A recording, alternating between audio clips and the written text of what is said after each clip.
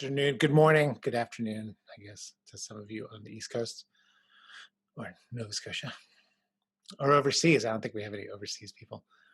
I'm going to get started here in a minute at 11 o'clock, but I wanted you to see that I am live. Let's go ahead. My name is Greg Chambers, LeadGen Compass, one part of the MNC Information Systems. We've got GoLeads, US Farm Data, are our companies. And today we're going to talk to you about search engine optimization. So we're the marketing arm. We do a lot of the marketing stuff for GoLeads, LeadGen Compass, but we also do it for other clients as well. And one of the things that comes up often is search engine optimization, as in, does it exist? Do we, and how is it different if you're trying to market nationally versus if you're trying to do it locally? So we thought we would pop out some of the ways that local is different than regular national SEO if you're marketing all in multiple states. So I was watching some baseball. Actually, this showed up in a replay, but I was checking in. And if you're familiar with the Houston Astros, and they got caught cheating at the end of this, so this guy strikes out, and Oral Hershiser, who's one of the commentators, says, "Oh, you know, in the end, I guess guessing is harder than knowing." When it comes to search engine optimization, a lot of the stuff, it has been variously described to me as voodoo. It's nobody really knows what's going on. And it's true that we are guessing, but we are trying to make our guesses educated, and that's what we'll talk about through here, because you can get better at it, even if you'll never know exactly what's going on inside the search engines. Um, you can we can get better at it because they do give us some signals as to how things are going. So that's our goal today, is we're going to get past guessing, get more towards knowing. All right. So today we'll cover these things. Local, we'll talk about SEO, talk about ways that they're the same, and then I'll give you some differences, not all the differences. So if you have other questions, feel free to use the chat box or the Q&A, which is somewhere around your Zoom. One thing I'm finding is that it used to be like 2 years ago when we started these webinars, we would instruct people how to use Zoom, but now I think we're all pretty comfortable with it, aren't we? Everybody is our Zoom experts. So you know how to get in touch with us and stop me anywhere along the line. And let's jump into this. Let's jump into just defining what search engine optimization is. So ultimately, we're trying to increase web traffic. We're trying to get good web traffic, right? Search engines ultimately are answer machines, right? People ask questions to the search engines, Google, Bing, DuckDuckGo, and then the search engine is giving them answers based on what they found on the web, right? So the more, it's the one place we can go where for all of your prospects and customers, you can figure out what their intent is. If I'm looking for a Hawaiian shirt, I type that into a search engine, you know that's my intent. I'm looking for a Hawaiian shirt. If I'm looking for Hawaiian shirt designs, I may not be looking to buy a Hawaiian shirt, for instance. We can start to disseminate the intent. And so what we're going to try to do with search engine optimization is we're just trying to fulfill the search engine intent in a way, and do it in a way that search engines understand, right? So a little bit of human nature, communications as to what we're doing with how do we communicate with other human beings, and then tying it back to, well, then how do you make the website? How do you make some of your other marketing fit that so that you can be there when they have questions that you can answer? Makes sense, right? Let's start with, I'm going to give you 5 quick ways that local and national, I keep calling it national, but I realize it could be international. It's worldwide, right? But local and national, one of the big points of sameness is Google. And what I mean by that, if you can see in here, all the red areas are where I think Google, I'm pretty sure this is the places where Google has the highest market share. And in the US, it's 87% of all search engine traffic is going through Google as of 2018. So easy to just say 85. It's kind of varied, right? It's gone down as low as 80. It's gone up as high as 90. But it's kind of like if you're going to be a star in the Big Apple, right? If you can make it in the Big Apple, you're probably going to be able to make it anywhere. So if you can figure out what you're doing on Google, it's going to translate to Bing, it's going to translate to DuckDuckGo in those proportions. So when we're looking at anything to optimize, the first thing we do is we start with what's going on at Google. We're number one. Another point of sameness in here is that Google's search engine tool has changed over the years. So back in the year 2000, so I pulled this off of a website, but they were doing a comparison of what's happened to traffic and what's happened to traffic over time, right? If you can be number one on the organic searches, which back then in 2000, all of those are organic. There's no ads that are showing on any of the searches yet. They hadn't added that feature to the site. So actually being anywhere in the top 3 or 4 was usually really good for your website traffic, right? So if you were ranking for the right terms and you could answer those questions and Google put you up there, you got a lot of traffic. And at the time, we just considered it free traffic, right? Didn't take a lot of work to get there and a ton of traffic, right? A high ROI. By 2020, everything has changed, right? So even if you're number one, you're not really number one anymore. Google has added, one of the things they've decided is that maybe the best place to get answers to your questions is just to stay on Google itself. Like why click through to Greg Chambers' site and find out what he has to say about it when we can just pull snippets from his site and give them as answers. Depending on what the question is, this could be painful, right? We worked with a company where they had a mysterious drop in revenue over time. And what had happened was they had built their revenue based on the year 2000. So we were working with them 2013. By 2013, things had already started changing to where there was enough ads up at the top that they were showing up somewhere around the middle of a desktop page. And all their competitors were just buying their keyword. They were a retailer of shirts. And so you could buy direct from them or you could buy direct from their retailers, which is fine, right? But they would rather you buy direct from them because they got more margin. So it went from a lot of free traffic to traffic that they needed to pay for. So they needed to start buying ads. It was painful to them, but at the same time, it's, it was nice they were able to take advantage of 10 years of growth on Google. So we've seen right now, paid search clicks are up 44% on desktop, 125% on mobile, right? Less real estate. If you can buy an ad, that's the first thing that people see, or one of the top things they see, you're going to get traffic from that. Oh, and that's right, the markup.org is where they did a little study on Google if you want to take a peek at that. So being number one, it's the same, right? So you still want to be on Google, but being number one on Google is no longer as easy as it used to be. And even if you are number one, it doesn't quite give you as big of a bump as it used to back in the heyday of search engine optimization. The third point of sameness is the tools we use. Google has always been nice about giving us tools to work with. So we should use them, right? So we should use Google Analytics if we're trying to work on our Google search engine optimization. There's other tools that are out there, and in some ways there's better tools that are out there, but Google Analytics is at least part of the Google ecosystem when you're trying to do some ranking on Google. The Google Search Console is a tool that we use a lot of, and I think I did farm stuff. So you can see how often you're getting impressions, which is a leading indicator of are impressions going up, right? We like to see it's that purple line. Is the line kind of trending up? We're doing a good job. Is the number of clicks, is that staying steady or going up, which is the blue line? That'd be good. And then is that average position, which is our ranking, is that going down? And that would be good, right? These are good indicators. But again, Google tools and then Google Ads. So tying Google Ads together, what had happened is Google Search Console, when it was Google Webmaster Tools, back in the day, you could look in there and you could really see what people were searching for. Excuse me. What had changed is that it used to be like when you look at what people are searching for, they tend to use some pretty long strings of text.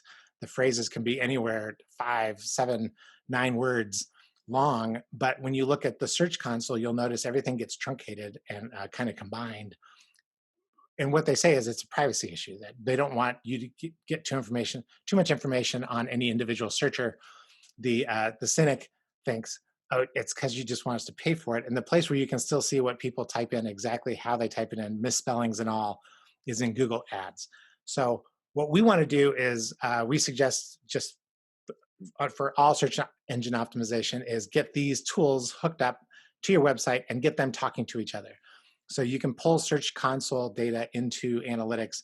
You can pull Google Ad data into analytics. And so going back to that first slide about guessing versus knowing, a lot of search engine optimization, when we first start working with clients, is their best guess, right? People are probably searching for this. I think they search for this. I need to be ranking high on these terms. What we want to do is go from those guesses, even though they're educated guesses, and move into actual, like what is really happening. Can we set up, for instance, can we buy some traffic on some of these words that we think is going to be, that we think will work for us? Can we track their activity on the site? Can we set up a goal where we can tell which ones are performing better than others? So for instance, do they fill out a contact form? Do they request more information? Do they consume key pages of information? We can set up those goals and attach them back to our search terms, so that if we're going to take the effort to do search engine optimization, national or local, the more information we have about how people are searching and the better the terms are, the more effective we'll be. So let me give you an example. I've got a few apparel examples because I used to be do a lot of work in the apparel industry. And in this case, we actually owned a Hawaiian shirt company. And so in this Hawaiian shirt company, we were buying everything around Hawaiian shirts, Hawaiian shirts, Hawaiian shirt, uh, island shirts, island shirt, tropical shirts, tropical shirt, vacation shirts, anything that was semi-related to what it is that we thought our customers were searching for.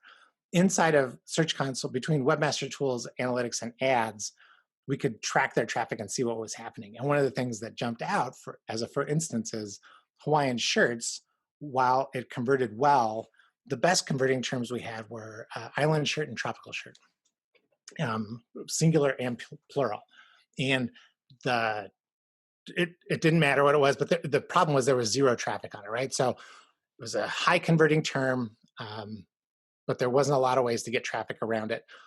Hawaiian shirts was super competitive, and so we didn't convert as well on it.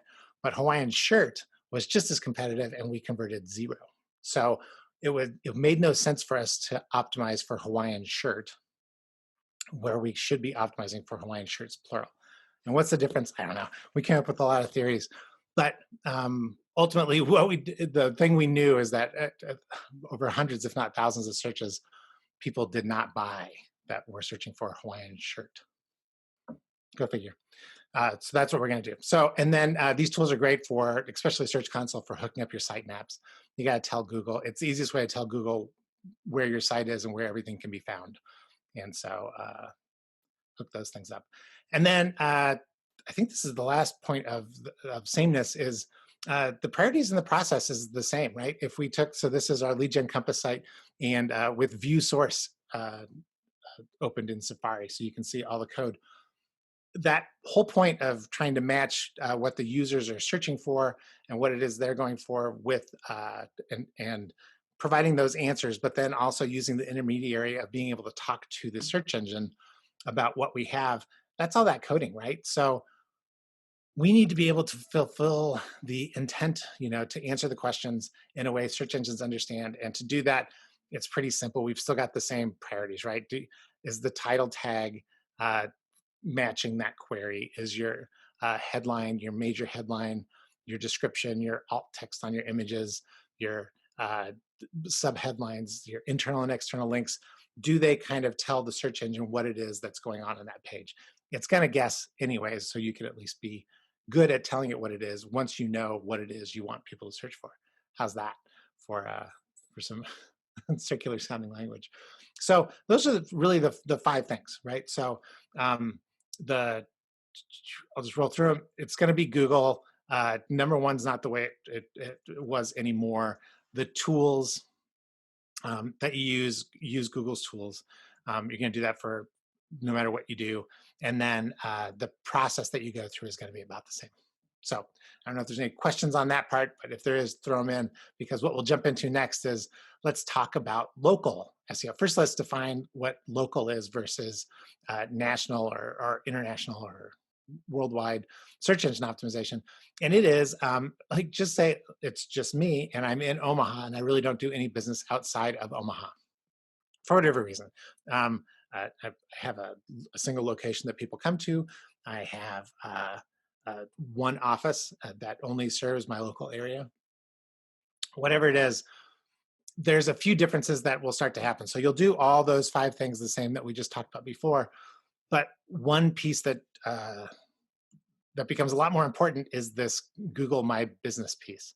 So Google for your business has probably already built a little Google My Business card, I don't know what else to call it, that it sticks out on the side. So for instance, when you search for us, US farm data, it pulls a little card to the side and it gives, it pulls images from the site, it gives a map, it gives all that basic information trying to help the user, right? So again, from Google's point of view, if you're looking for US farm data, here's the website, and then here's the, probably the business that you're looking for. And then we try to keep ourselves above some of the other links that are on there. So it's good for all, but when it comes to local search engine optimization, your card is going to be your main gateway for telling Google everything that they need to know about where it is that you're located so you can start showing up for a lot of the local type searches.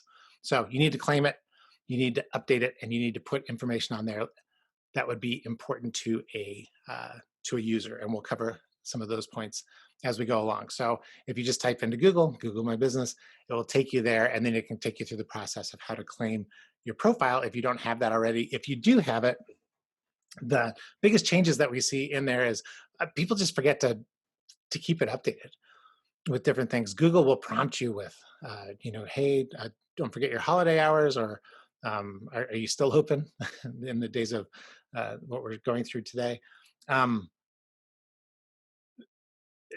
Going in there and just looking at it, attaching, maybe updating it with some unique content, you can start to make that piece of property on Google start to show up in a few other places. And we'll take a peek at it. So this is what the Google My Business logo looks like. So you know you're in the right place. And then when you do it, that's a sample I pulled up off the internet, but you get to put in all your different pictures and stuff. And I recommend putting in as much information as you can to get started. Another way that local differs from regular search is just the near me, right? The nature of mobile and search engines and near me. And by default, the more I think about this, I'm like, I use this all the time. It makes sense. These are some stats from Google. Car dealers, they were doing some stuff with car dealers, and there's a 200% increase in traffic using the words near me.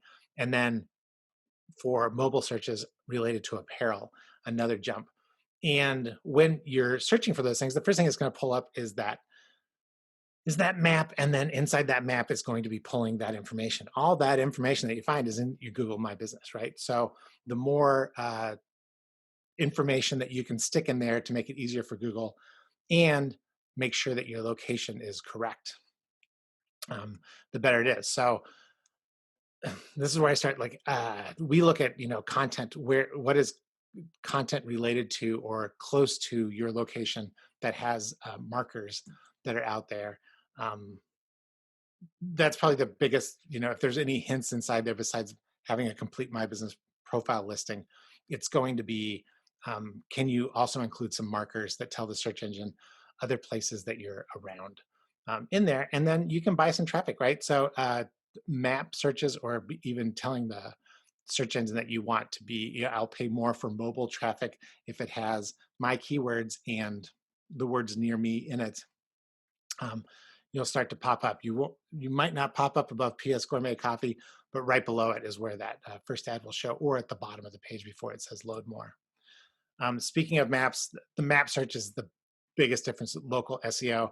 And I'm open to anybody who has a way to, who says that they have this hacked or have it down. Um, Everything we do is best guess on this. Besides buying traffic, it is to get these things up. As far as I can tell, if you could, since maps show up so much in local search, one of the things that you need to do is you need to get maps onto your site that give it some indication. You need to get your addresses accurate and in there, and then content that's around the area always helps. And one game that actually it was pointed out to me by another search engine guy, and he's like, one of the games I play with myself, or one of the games I play is how long can I go without using Google Maps? Because um, it's amazing how many times you end up clicking on that inside of a day when you really are thinking about it. So it pays to make sure that you have as many indications. There's some businesses that are like, oh, we don't have our address on every page. It should be on every page. It should be prominent. You need to tell the search engines exactly where you are so they can put you on the map so that you can show up for these searches. And one of the ways that we end up bumping into this is if you have multiple accounts, this becomes a challenge, right? Because each location kind of needs its own presence, but you usually have one website. So First National Bank around Omaha is what I use for the example. The hints here are that you need to have a distinct navigation that tells people where all your different sites are, unique content for each one of the sites that shows something. We like to stick with things that are around the area, and you can usually like directory. If you look at a directory for the area, that's a good indication of the type of content that you probably need um, to get in there. And then embedding your Google My Business maps that you can pull from there, you can embed that code into your website on the pages that you've built specifically for each one of these locations. So make it easy for people to get to the site, to get to your physical location from their phones with the maps that are attached in there. This is a desktop search, um, but the key of having all the addresses inside of your website, inside of Google Business My Places, and then trying to divide up that content as much as you can inside of those sites will help you get more traffic. And we'll talk about what to do with all these things at the end. There's also this feature, as we've been talking about, like number one is no longer number one because Google it keeps trying to answer questions that people are asking. So one of our big hacks over the last 10 years has been how, what, and why searches. So people super early in the sales cycle that are asking questions around what it is that you do, but they aren't asking for what you do specifically or the product that your company offers.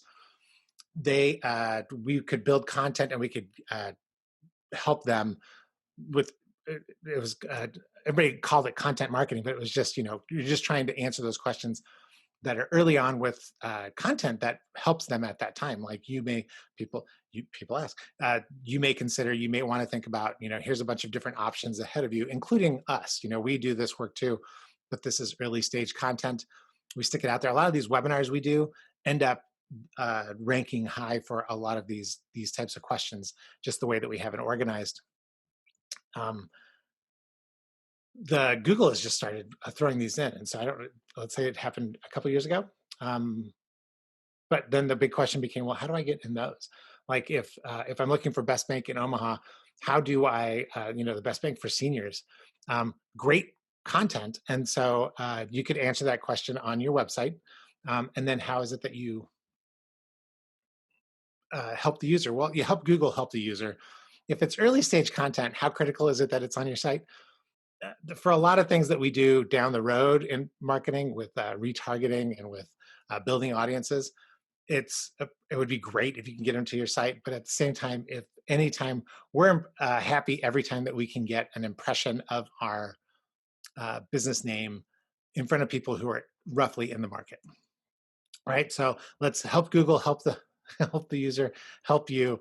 And the way that we found that what works are lists, and then they've got to be coded a specific way. So if your H1 is your major headline for your website, your H2 your H3, H4, those are all subheads, and those are things where you can answer questions. So H2 you could answer all three of these questions, for instance, and as you're answering them, that's an H3 tag, and then the subpoints that you make are in H3 and H4. You've just told the search engine, this is the most important thing, my headline one, but then these are also important for users that are looking for those things.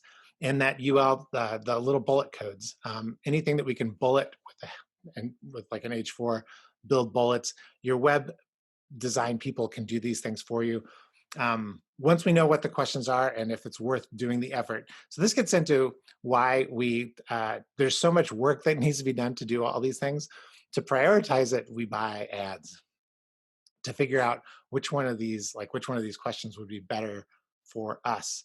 An easy way to tell is to just buy some traffic and see what it does. And so that is I think the fourth way that local is different. Reviews always come up. And one of the reasons is so I did a search, and this was probably through the COVID thing up top, but assisted living in Omaha. So this is the top of the page, a warning from Google about COVID related stuff.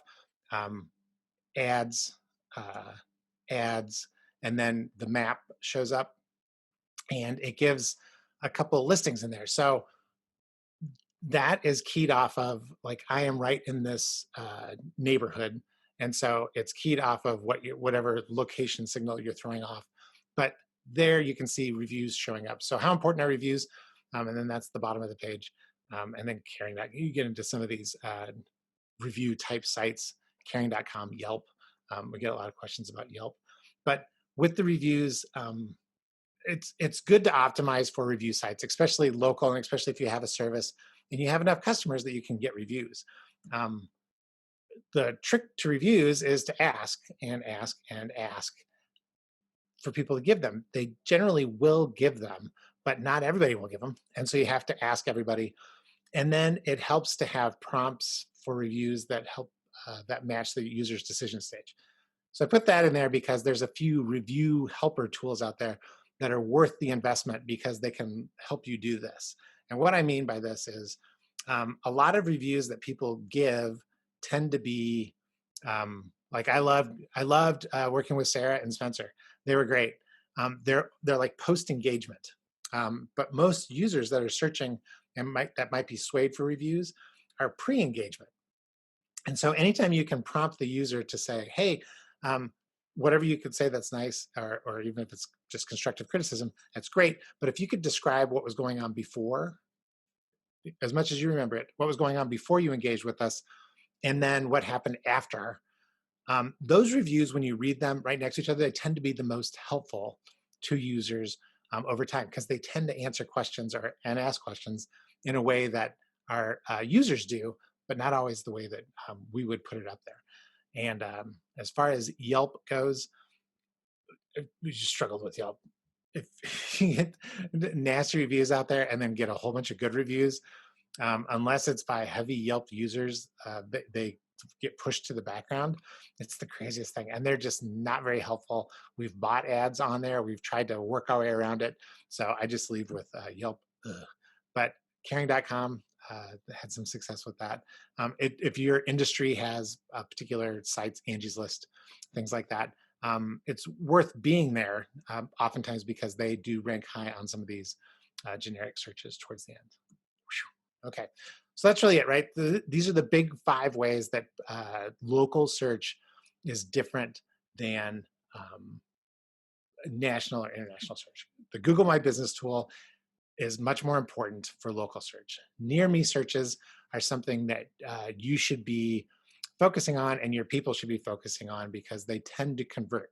I would still buy traffic to see if it converts, but chances are it does if you can get these people in the store or to call you. Map optimization, and especially if you have multiple locations, maps are just a lot more prominent in local search. So make sure that all of your signals are out there. It's rare that we bump into a site. We used to bump into a lot of sites where the people just didn't put their addresses on there, except for on the contact us page. You got to give Google a lot more signals than that. And then if you can embed their map, it helps even more. Google's on-page answers. if right, if you can't beat them, join them.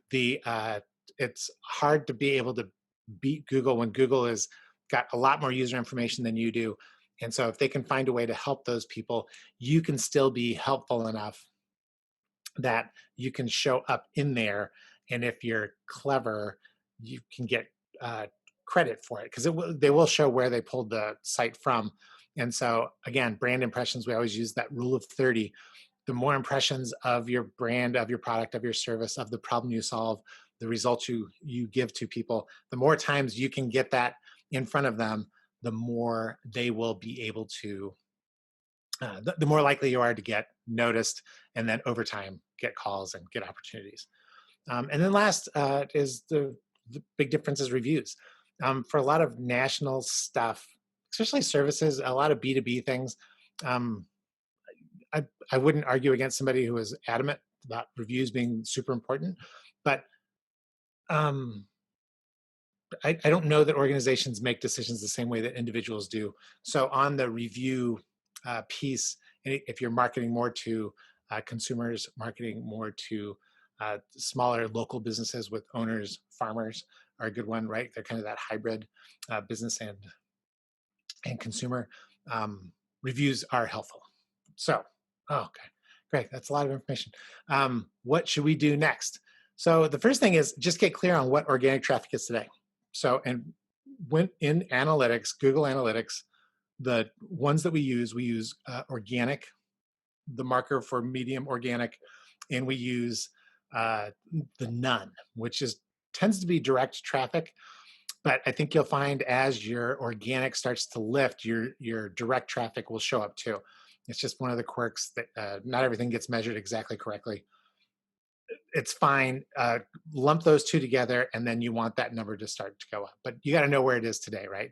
How many people are finding you organically today? We just had one that we did, and it's like 25 people a month.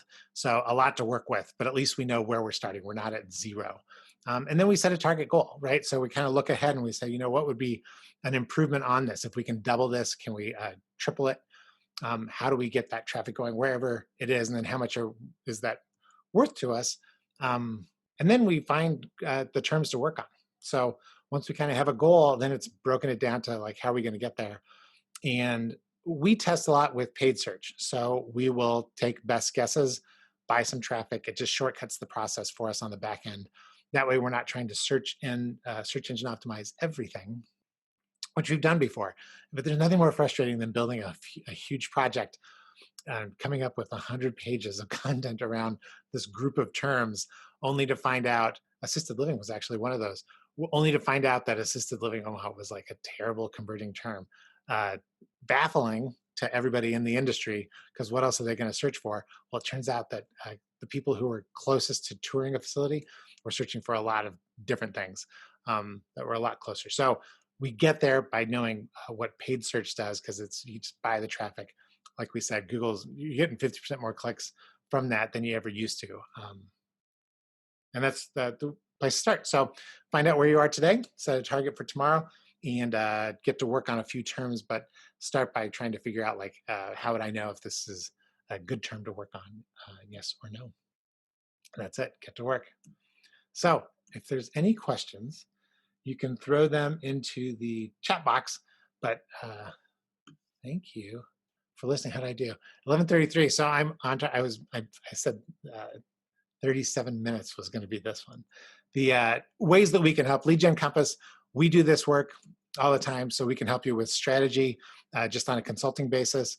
You can outsource projects to us and just fully outsource the mystery that is search engine optimization to us. We do that work too. But if there aren't any other questions, I appreciate you coming and showing up. My background today is my favorite restaurant, which is my brother-in-law's restaurant, the Hinterland Brewery up in Green Bay, Wisconsin. That's a big H. And he's sick, so I hope he feels better. All right, 5 ways local SEO differs from national SEO. That's the story. I'm sticking to it. Thanks for your time. If you have any other questions, send a note to me, send a note to info@leadgencompass.com. or get in touch with your sales rep, and they'll be able to help you. Thanks a lot, and we'll talk to you later.